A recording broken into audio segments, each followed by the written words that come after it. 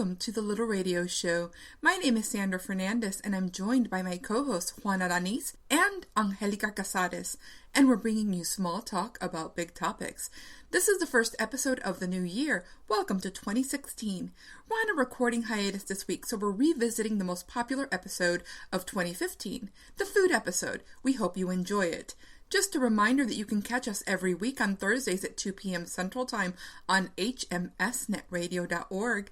Our show archives and the link to our iTunes and Stitcher channels are available at thelittleradioshow.com.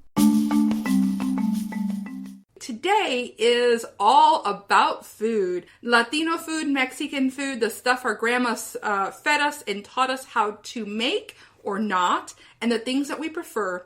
It's no secret that Houstonians eat out more than practically every other city in the country. In fact, I think that the Zagat survey continuously comes back saying that in Houston, we eat out more than 50% of our lunches and dinners in restaurants. Well, I believe that. I believe that we do eat out a lot more than the typical. We have so many options. Well, do we eat out more because we have so many options, or do we have so many options because we eat out more? I think the chicken before the egg, or the egg before the chicken, or whatever. Yeah, I do believe that we do eat a lot more. Considering that we do, we eat out a lot more than we possibly should. Well, most of my family's up in Detroit, and I'll go up. And we went up and did a visit with them a couple of times last year because of some family reasons. And we're there, and we're asking for recommendations on restaurants where to eat. Everyone had maybe one recommendation. In Houston, people ask me, oh, do you have a recommendation on a place to eat? And depending on the type of food that you want to eat, I can probably name half a dozen just off the top of my head. Where is it? Yeah, well, that's the other thing about Houston. We are very spoiled. We want what we want when we want it. I don't think it's that we're spoiled. I think that we have to drive everywhere because we can't get around by foot or any other way. So we have to drive everywhere. So we want to be able to drive somewhere and be able to find food that we can eat at whatever time we want to eat. Well, but specifically, when one of my former jobs, we'd have people come in from out of town, and the first question everyone asks is, can you make a recommendation on a great place to go eat Mexican food? And then my question to them would be, oh, well, what kind of Mexican food? And there'd be this deer in headlights look back to me. What do you mean, what kind of Mexican food? Do you want authentic? Do you want Tex-Mex? What do you want? Coastal? Yes. Do you want northern? Do you want southern? Do you want seafood? Do you want fusion? Yeah, we do have a lot of options. And so it's okay, well, and then they go, well, what is the difference? And you start explaining. And so most people are more familiar with Tex-Mex. Actually, most people are most familiar with to them, Mexican food is burritos and Taco Bell. Well, I call both of which I love. Hold on, I call that San Antonio food. What? Because they are the capital of Tex-Mex. I am sorry, okay? That is the capital of Tex-Mex. Here in Houston, you can get Tex-Mex, but it does get a little different. But we've got some wonderful Tex-Mex restaurants in Houston. Now, before we go into what is Tex-Mex and what is not and whatever, you can't talk Tex-Mex without mentioning that Ninfas, the original Ninfas on Navigation, is credited with creating the marinated fajita-style dishes in the U.S. No way! If you look up Ninfas, or there are books out about where fajitas came from, she and her restaurant on Navigation are credited with creating that dish. Great. So fajitas, what's currently known as, fajitas, actually became famous through her restaurant, and many people emulated that style of dish from her restaurant. Now, of course, some other restaurants do say that that's not right and whatever. It's even in Wikipedia. Wow. When I think marinated fajita, I think Matamoros, and this is the carniceria, which is, I don't know how you would say that in English. Meat market. A Mexican meat market. Yes. Yeah. I think buying my meat there, and I've always known it to be there. So to think that how long has a restaurant been around? 1980s. Well, more than that, maybe. But as I understand it, the trend started in the 1980s. But she brought it to the mainstream and made it popular. She made it to the mainstream. Yeah. Well, where did she get to marinate the fajita? I don't know. It is from the barrio, so it might be from somewhere else. I'm sure this has been a tradition. It was part of her culture, and she shared it out, and made it something that was we can't discredit. We can't discredit what she did. So yeah, I could see why they would, why she would be. The original Ninfas is there. It's no longer owned by the Lorenzo family that created the chain, but it used to be a chain of restaurants in Houston, or it still is. Their style of food is Tex-Mex. Yes. Their Yes, it style very of much food is. yes. When we walk in there, we know what to expect. Now, when we walk into other restaurants, when we go to Mexican restaurants, we know that it's going to be quite more, maybe a little bit more authentic. Now, it's really hard to get authentic Mexican food, like what Mexicans eat in Mexico and what Mexicans eat in America might be a little bit different. It is, it is a different in taste, and it is the dishes are different. It seems like refried beans aren't exactly a thing in Mexico. You can do it, but you get beans in ollas type of thing. I think even regionally, there are like differences. Like even in Mexico, there are like regional differences. Like depending on what part of the country you're from, if you're talking about a certain dish, like it's made different in different places. Like, for example, we have in San Luis Potosí, they're what people call tacos potosinos, and they're red tacos that you put cheese inside, and they really don't come with meat, but they're really good, and you add well, you have to mention cabbage on top and stuff like that, and they're really good. But if you go to another place and you say taco potosino, they might not really know what that means. Well, you have to mention that the tortilla is red itself, which means Right. they Red mix corn. Yes. Right. Well, no. They actually add the chile sauce into the mixture, and this is what makes the red tortilla. It's not red corn, and this is what enchiladas potosinas are. No, tacos potosinos. Tacos potosinos. And see, for me, like the Tex-Mex, like to me, like I have to be in the mood for Tex-Mex because I grew up on Mexican, like what I consider authentic Mexican foods. But I do. There are certain times when I'm in the mood for just a bunch of queso on top of my food, yellow queso. Oh, is this what you're talking? Is Tex-Mex? Yeah, I like Tex-Mex. So are you Tex-Mex saying sometimes. that Tex-Mex is just cheese on everything? No, I don't. So for those of you just tuning in, this is the Little Radio Show, and today we're talking food, and specifically Latino and Mexican food, and the differences in them. In Houston, let's go back to the different types of Mexican food there are in Houston. Well, we're talking just Mexican food. There are all sorts of other types of Latino food represented in Houston. Oh, so many. Normally if someone comes into Houston, they want really good Mexican food. I talk them into going out and doing something else, like going to Churrascos or Americas and having South American food, or going to a place to get pupusas, or going to Peruvian. You said the magic word. I was just going to say the same thing. She said the holy grail pupusas. For those of you... Can I just say, the other day we were driving down the street and we Googled on our phone. Like, I told Angelica, we didn't know that we weren't familiar with the part of town we were in. And when I was like, we're in the mood for pupusas. And I said, just look up pupusas on your maps and see how many little red dots pop up. And sure enough, she did. And a bunch of them popped up. And there was one called the Pupusa Buffet. I was like, oh my God, I have to go back. We have to go back and we have to go eat We don't there. know what this is. We don't know what this is. We don't know if there's an actual buffet of pupusas. That might be a little bit, that's a little scary. We might not want to do that. But in my mind, I see like a buffet, a table full of pupusas, all kinds of pupusas, and I want to go and try them all. Is this heaven to you? Yes. Now, for those people who have never had a pupusa, what they are is they basically look like a Mexican gordita, but they're not. You describe. Well, see, to me, the difference is like that they're sealed and the gordita's open. So the gordita's open face, and the gordita you put meat in. So you put beef, you put chicken, you put like actual meat inside of it. They're pupusas with meat. Well, there's pupusa with meat. What I see the difference, the gorditas are can be a little bit smaller, and they're cooked first, and then you open it, and then you stuff it. But my grandmother does something with the gorditas where she puts chile and then she puts the cheese and then she squishes it together and she puts it on the comal. This is my understanding how they make pupusas. Now the pupusas you actually put you put whatever goes in it while you're preparing it before it even goes on whatever you're cooking it on. So basically you stuff it before cooking. Yeah. Well, that's what I'm saying. My grandmother does this also. She does this with cheese, with goat cheese, and she's been doing it for years. So she's been making pupusas and calling them gorditas. Wow, I think so. But she does. We do reopen it and add things in it, and that's the difference with pupusas, that you add whatever fillings on top. Right. Now, then you put pupusas are tortilla. Salvadoran food. Yes. Well, they can be Salvadorian food. They do also have them in Honduras and southern Mexico. I believe they make them also. My brother-in-law is Honduran, and he's the one who introduced us to pupusas. And I'm going to tell you that I found that the best places that make pupusas are these little hole-in-the-wall places. Like, it's a bakery, and they also sell pupusas kind of place. Yes. And then, I never remember the name. What's that sauerkraut stuffed cabbage? Curtido. Curtido. Okay. Curtido's so delicious. That curtido stuff, I'm telling you, they give you enough to feed an entire army of people.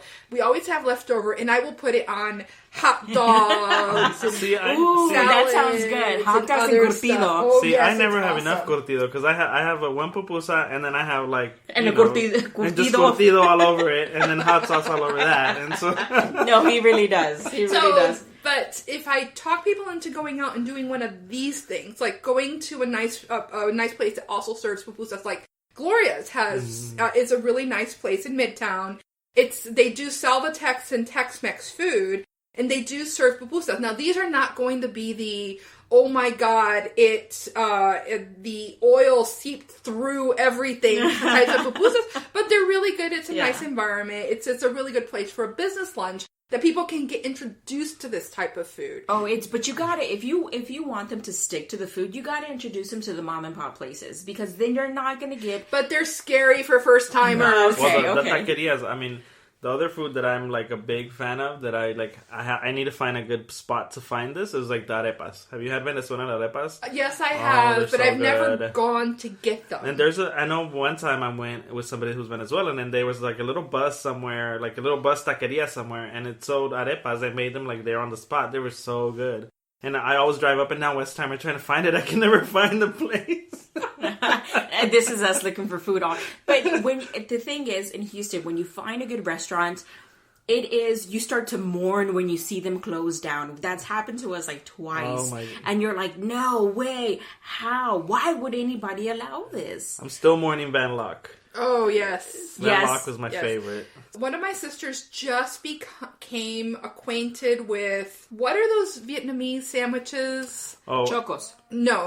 It's is it the banh mi? Yeah, the banh mi sandwiches. Yeah. Okay. And she's like, oh my god, they're like on these French baguette things, and I'm like, yes, I've had them before, and they're crispy. They have to be crispy because we've had them when they're not crispy, and we're like, this and that. So we are spoiled with food. Yes, we do eat out a lot. No, they have to be crispy. Now we're getting very specific. They do. And even with food that we're not, we do. We are very spoiled. But in Houston, my family, we're very outgoing when it comes to trying different types of food. So there's an Indian buffet place that we really, really like out in Nassau. We just found a really great sushi place. Which we need to go to. Yes. They have the best chicken tikka masala. I had the luck of working someplace where we had an author of an Indian cookbook. And I bought the book and I went through. And one of the things that she told me was that Mexican food and a lot of the dishes that she had in her cookbook had a lot of similarities, and you go through, and she's absolutely right. That's really true, because my sister used to, when she worked in DC, she worked with a lot of people who were Indian, and there were a lot of people that were also Mexican in the office, so they would have these buffets, or these days where they were potluck lunches or whatever, and they would bring in all the food, and she's like, oh my god, it was like so similar to Mexican food. And, the curries really are a lot like moles. Moles. But if you go to Thai food, one of my favorite dishes in Thai food is chicken and peanut sauce, and basically it's like those moles that are based on peanut butter. Mm-hmm. Yeah, and the naan is very similar to tortillas. Yes, it is. We actually, when I was a journalist, I was doing a story, and I did a story on an Indian restaurant. Are you trying to say when we dated? When we were first dating, Juan loved this Indian restaurant. He would take me to it. Now, it would make my stomach hurt, but I could not stop eating. It was so delicious, and the guy actually took us back to the kitchen. He showed us how they prepared everything and how he made the naan and the traditional little stove or whatever. And it was pretty cool. I was just like, man, this is like tortillas. Except they're thicker, but they're good. Well, if you're just tuning in, this is the Little Radio Show. And as you hear us, we're walking through the different types of food that you can find in Houston and their similarities with Latino food. And I'm going to be honest in that I go through phases that I like to try and cook stuff. And so my mother is very fond of Greek food and Mediterranean food. I take her to this place over on Richmond that serves lamb. She loves lamb and with the fresh pita bread and hummus. And to her, this is all, they have the tabbouleh, which to her is basically just cilantro with lemon, as she calls it. Cilantro with lemon. And so this is the sort of stuff stuff that she likes. And so I learned to make hummus from scratch, and I can make it pretty well. I went through my Thai food thing. So chicken and peanut sauce is one of the things that I can make very easily. Italian food, yeah, I can't quite make pesto yet. Mm-hmm. But we were talking earlier before the show started about the things our mothers make that we can't make. There are certain things that my mother makes. Like, for example, I've gathered with women, we've gathered around a table, and we do tamales. Now, what goes in them, all I was ever in charge of was like the grunt work. Yes, was the grunt work. Was the spread. Yes. Spread with a little spoon. Oh, God, the spread on the husk. breaking. The spread on the husk, and then you fill it with things. And this is what they would make me in charge of, because they never gave me the way of how to prepare the masa, and it is grueling work. Now they would also bring me along. How you prepare that thing? They would bring me along and be like, okay, so we added the ingredients. We need you to mix this. We need you to knead it together, or whatever. I'm not sure what the term is. And here we are, and I mean, it is a workout. I'm not sure how they do this. Now I understand why they only do it on celebrations, like the end of the year and Christmas and Thanksgiving. That's it. I mean, but there was a step in there where you have to you have to do something with the masa to make sure that it's just right. Yes. And I don't know what that. Are you talking about called. when they grab it and they take a little baby ball and they put it inside the water and see if it floats or sinks? Yeah. When I was little, and I'm talking really little, my mom made tamales every once in a while, but it was a lot of work. My two sisters were small and they don't remember. The Christmas after my father passed away, I think my sister was feeling very nostalgic. She decided we were making tamales, and we tried to talk her out of it. Oh my God, and we tried to talk her out of it, and she was determined we're making tamales, and so fine, we went along with it. My mom and my grandmother walked us through the whole thing. We made about half as many as she had thought we were going to make, because we were all exhausted. It is hard work. These tamales look like monsters. Did y'all just get lazy and start making big ones? Yes. That is funny. My mom would have hit me. She would have smacked my hand. No. You should have seen these monster tamales we ended up making. It was they good? That's the question. Were they good? Of course, they were awesome. We made them. But it was like 2 tamales and people were full.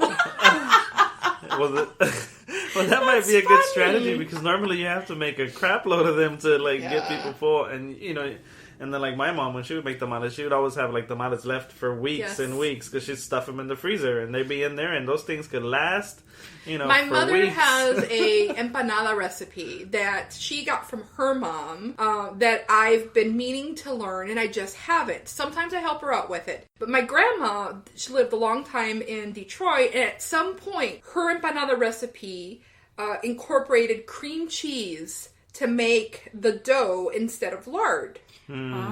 So the dough would come out nice and flaky and very light, and I always really liked it.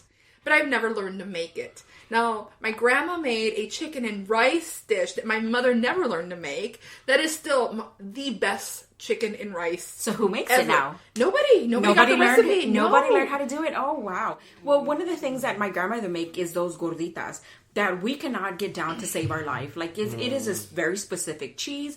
It is a very specific chile that she uses. And when she does it, we all gather. There's a very specific process, I'm sure. Well, I'm sure. I mean, and then she has those lovely hands to do it with. And we try to, it crumbles apart. And we're like, this is not helping. So, but when she makes them, we gather around, and she's very specific. They cannot be on the comal inside. It has to be over wood outside. And we're like... So when she sees us turn on the fire for the pit for other things, she's like, that's perfect. Go give me my ingredients so we can make these.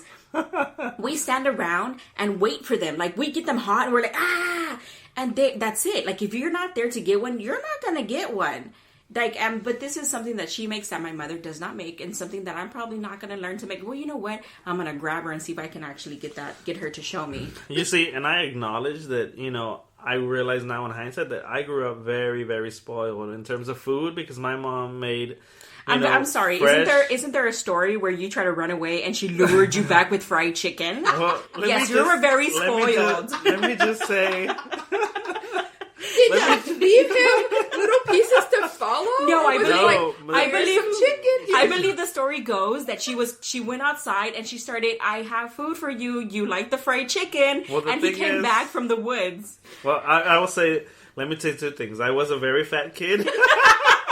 No, that's not what we said. What I said is you love food. I'm saying that. I was a very chunky kid, so I was very spoiled when it came to food. And the chicken thing was, fried chicken was always my favorite. You know, my mom would make fried chicken. Had you forgotten to pack food when you ran away? And I got mad. I would get mad, and like when I was like 8, 9 years old, I would get mad, and I'd be like, I'm leaving, and I grab my little things, and I'd be going to the woods, and my mom would just start frying chicken, and sure enough, I start smelling it. I'm like, oh my god, okay, I'm hungry. Oh, good Lord. But you see, that's the difference. I didn't grow up, my mom didn't make, for us, traditional Mexican food. I grew up, my mother made lasagna and bologna and cheese sandwiches and fried Spam sandwiches, which, by the way, I remember we ate all the time. Macaroni and cheese and egg salad and that kind of stuff. Now, for my dad, she would get up early because he worked in construction, and she would make the homemade tortillas and make the tacos and pack him his lunch. And then she would make us our French toast for breakfast and pack us our bologna sandwiches and whatever to go to school.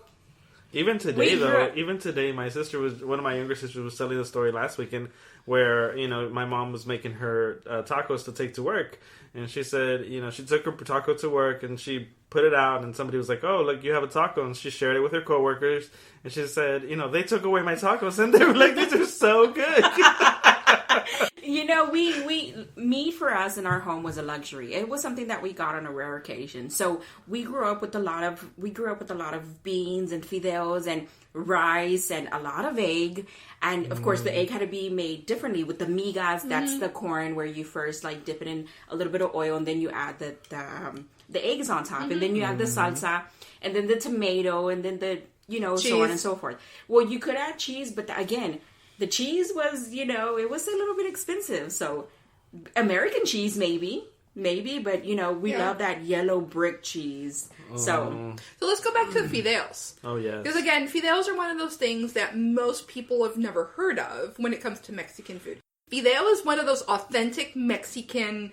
we Soups. made it at home. It's soupy. And what did you call it earlier? You said it was... I called it Mexican pasta. Yeah. No, you said it was the Maruchan of... It's the ramen of Mexican food. Yeah. Because really, mostly you would go to Fideo because it was cheap, it was easy to make, and you could feed a lot of people. And then because it was... somebody mentioned something dry Fideo one time. And I was like, dry Fideo? That's not Fideo. You got spaghetti. I don't know what you're talking about. But no, the point of Fideo in the Mexican households was because it was soupy. It was soupy and it was water and you can make a lot. It had broth. It's very versatile. You can serve it with like whatever you like. You serve it with beans, you serve it with cheese, you serve it with chile, you serve it with with meat sometimes, with potato, and you did Fideo with pollo, you did Fideo with this, you did Fideo with that. You can eat it with a spoon, you can eat it with a tortilla, you can... No, I think only you did that. Slurp it. Yes. One of my brothers, whenever, my mom was the type that when you go to her house, she's like, what do you want me to make you today, mijo? And he's like, Fideo. My brother would always be like, Fideo. But now we're seeing that there are some restaurants that have started serving Fideo in Houston. It used to be you really had to go find a hole in the wall place to serve you Fideo. I think we live in a neighborhood where that is just kind of common custom. You get a little bowl of Fideo before you get your meal. Yeah. Now, when I lived in Mexico, Fideo was always part of the comida corrida. You went and you ordered a comida corrida for lunch, which was basically like fast the food. blue plate special. Yes. Yes, it was a blue plate special. It's what they made and they ran out and that was it. And that's it. And they made it and there was no deviation and I want the blue plate special and they brought it to you how they brought it to you. Fideo was always the first course. And now what you're seeing is a lot of the high-end restaurants, like they'll give you small servings of Fideo at the beginning as, like a starter. And, it's funny because it's, Fideo is so common. It's like a... Well, Fideo was the working man's food. Yeah. It still is, actually. Yeah. And now it's like also high-end because it's so prevalent in the culture. But they still don't have the recipes down to what it does taste. I've tasted in other places and it's like, yeah, it's okay. But then so when I see it on the menu and I'm like, ooh, I'm going to order what you're not tasting? You're not tasting the consomme. The consomme? Is that what I'm not tasting? That's what you're not tasting. You know the caldo de pollo cube that my grandma would drop on there. Maybe that might be it. But true. I'm so used to the onion and I'm so used to the tomato that would be as the base. Yeah. And you know that oh my God, my mouth is watering now. That savor, that savory thing that happens when you smell it, you inhale it, and it just, You it's smell home. it, you inhale it. You Wow. inhale it, you do. Now in Houston, you can even find places like that serve tortas and whatever. And there's a place I've heard of, and I can't remember the name of the restaurant, where they actually sell fideo tacos. Fideo tacos. Oh, I Yes. think it's I forgot the name of it too, but they specialize in nothing but tacos. You can get all kinds of tacos there, right? If you are just tuning in to the show, this is the Little Radio Show, and Juan and Angelica and I, Sandra, are talking about food, and specifically Latino food and Houston and other places. So as you go through, and if you're not someone who eats Latino food or Mexican food on a regular basis, Houston offers a lot of variety. And so you can go through, you could do a tour of Houston and go and do fusion, go and do coastal, do the taqueria, do the torteria, do the Tex-Mex, Right. do the authentic Mexican, and then go and do the northern Mexican, and there you just went through Mexican food. And then you have Honduran and Salvadoran and Colombian, which is also different. And then South American. You can go further into South America for Peruvian food, which there are several places in Houston. And then do Cuban food. So I love Cuban food, by the way. Cuban food. Oh, yes. I love their shredded meat. I'm not Oh, sure. yes. Yeah. I can't think of the name. Ropa Vieja. Ah, there it is. And We had that and in the Cuban Miami. sandwich. Oh, that's delicious as well. I was introduced to that when we went to Miami for a conference, and to say the least, we went back 3 times, and we were only there for 3 days. I mean, it was... Well, if you're going to go to Miami, you have to have Cuban food. You It's have law. to. They probably I have want to perfectly taste- good Cuban restaurants here in they Houston. have these... I have yet to find a good Cuban Have you ever been to restaurant in Cafe Houston. Piquet? Several people have told me I need to It's make out my in way Bel Air, around and there. I'm telling you, I've been very happy with the food there. You know, the Cuban sandwich everybody goes for, but they've got really good tostones. Cuban sandwich. That's what I've been wanting to taste. The Yeah. Cuban sandwich. So we I've need to heard go so much there. about that. Yeah. I'm not sure what they like. Is it ham or how would It's ham. It's ham and in a There's a different bunch type of different yeah. cheeses that go in there, right? yeah. Oh, I I need think to I taste saw it that. on the Food And Network. it's on a kind of a baguette, and it's done like the banh mi, where it's crispy. Oh. Yes. So is it like a panini type Yes, thing? it's like a panini type thing. Oh. And unfortunately, if you go to a mainstream restaurant and order a Cuban sandwich, it's really not going to be the same. Very few mainstream places do So, the Cuban sandwich well. Okay. I've done that. I've gone and ordered a Cuban sandwich, and I'm like, I don't know what Yeah. this is. It's not a Cuban sandwich. No, have you never ever had ordered a one. Cuban sandwich at a Mexican restaurant? That's interesting. Oh wow! No, I don't think I've seen Because they that. serve tortas, and I guess they figure they can also do a Cuban sandwich. No. No, you can't do I the made Cuban the mistake. sandwich. I made the mistake of ordering a Cuban sandwich at a deli, Oh. and it was like really It was a really bad. panini. Yeah, I was like, oh, what is this? So there are a lot of Houston restaurants that do specialize in a lot of cultured food. But besides Mexican and Southern and Latin America, I mean, we got an array of Indian, Chinese, Japanese food, and I Yes. think But the thing that makes me smile fairly frequently is my dad was a construction worker. My dad worked in construction, so I remember going with him to either drop stuff off or pick stuff up and whatever. And the taco truck would come, and the woman who spoke no English whatsoever and sold the tacos to the guys in this little truck, and they came every day.